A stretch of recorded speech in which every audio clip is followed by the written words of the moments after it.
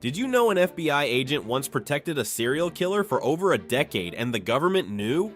John Connolly grew up in South Boston's roughest housing projects, running the same streets as Whitey Bulger. They were neighbors before they were anything else. When Connolly joined the FBI, he brought Bulger in as an informant. On paper, Bulger was an asset. In reality, Connolly was feeding him everything: names of rivals, live investigations, witnesses who trusted the government to protect them. Bulger used that information to kill at least 19 people. Connolly never saw it as betrayal. To him, loyalty to the neighborhood always came first. The badge was just a tool, but the truth caught up. Prosecutors traced a single tip Connolly passed directly to a murder. A Florida jury convicted him of second-degree murder. A sitting FBI agent sentenced for a killing he never personally committed. He died in prison in 2021. The informant program designed to infiltrate organized crime had simply become organized crime with better paperwork.